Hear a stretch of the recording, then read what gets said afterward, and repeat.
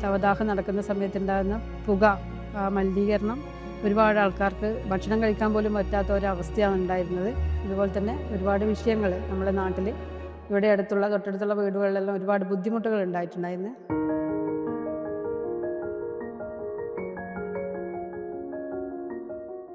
നിലവിലുള്ള ക്രിമിറ്റോറിയം വെച്ചാൽ മാനുവലാണ് ഉപയോഗിച്ചിരുന്നത്. ഇത് തുടങ്ങിയ ശേഷം 1.5 മാസം ആവുന്നു. 1 മാസം 10 ദിവസമായി. നിലവിലുണ്ടായിരുന്ന പ്രശ്നങ്ങളെല്ലാം പരിഹരിച്ചുകൊണ്ടാണ് നമ്മൾ ഓപ്പറേറ്റ് ചെയ്തുകൊണ്ടിരിക്കുന്നത്. നിലവിൽ മുമ്പുണ്ടായിരുന്ന മാനുവൽ വെച്ച് ചിരട്ട നമുക്ക് കാണാൻ പറ്റും. ചിരട്ട ഉപയോഗിച്ച് വിറക് ഉപയോഗിച്ച സാധനമായിരുന്നു. പരിസരവാസികൾക്കൊക്കെ വളരെ പ്രശ്നം വെച്ചാൽ ഭക്ഷണം കഴിക്കാൻ പറ്റാത്ത, വെള്ളം കുടിക്കാൻ പറ്റാത്ത തരത്തിലുള്ള പ്രശ്നങ്ങളാണ് നേരിട്ടുകൊണ്ടിരുന്നത്.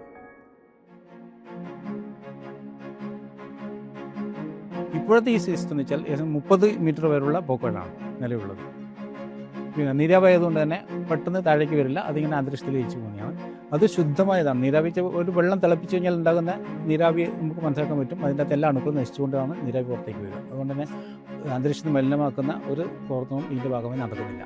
ഈ വെള്ളം പിന്നീട് നമ്മൾ റീപ്ലേസ് ചെയ്യാതെ നമുക്ക് ഏതെങ്കിലും ചെടികൾക്ക് നനക്കുന്നതിന് കുഴപ്പമൊന്നുമില്ല. നല്ല വെള്ളമാണ്. എല്ലാം നല്ല വെച്ചാൽ പുക, കാർബൺ ഡയോക്സൈഡും മറ്റും ലയിച്ച സാധനമായതുകൊണ്ട് തന്നെ നല്ല ചെടികൾക്കൊക്കെ വളരെ ഉപകാരപ്പെടുന്ന സാധനമാണ്. അതുകൊണ്ടാണ് പൊല്യൂഷനെ പ്രകൃതിക്ക് യോജിച്ച തരത്തിലുള്ള സംസ്കാര രീതിയാണ് വാതകത്തിലൂടെ എല്ലാ മേഖലയും, നമ്മളിവിടെ മാത്രമല്ല എല്ലാ സ്ഥലത്തും നമ്മൾ ഇവിടെ നല്ല ഏറ്റവും അത്യാധുനിക, ഇന്ന് കേരളത്തിൽ കിട്ടുന്ന ഏറ്റവും നല്ല സിസ്റ്റമാണ് നമ്മളിവിടെ സ്ഥാപിച്ചിട്ടുള്ളത്.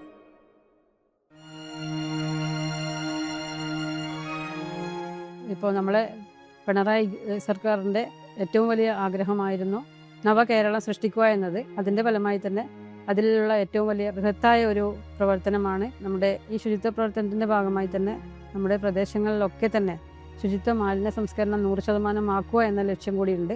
അതിൻ്റെ ഭാഗമായി നമ്മൾ പഴയ ചൂളയിൽ നിന്ന് പ്രവർത്തിക്കുന്ന സമയത്ത് ഉണ്ടാകുന്ന വലിയ പ്രശ്നം നമ്മുടെ പ്രദേശത്ത് സൃഷ്ടിച്ചിട്ടുണ്ടായിരുന്നു. അപ്പോൾ നമ്മുടെ ഈ നവകേരള സൃഷ്ടിയുടെ ഭാഗമായിട്ടുള്ള ഹരിത കേരള മിഷൻ, അതുപോലെ തന്നെ ലൈഫ് മിഷൻ പോലെയുള്ള പ്രവർത്തനങ്ങളിലെ ഏറ്റവും പ്രധാനപ്പെട്ട ശുചിത്വ മാലിന്യ സംസ്കരണ പ്രവർത്തനങ്ങൾ ഇടപെട്ടുകൊണ്ട് തന്നെയാണ് ഈ പ്രവർത്തനങ്ങളും നടന്നിട്ടുള്ളത്. 100% സമ്പൂർണ്ണ ശുചിത്വം എന്നതാണ് നമ്മുടെ ലക്ഷ്യം.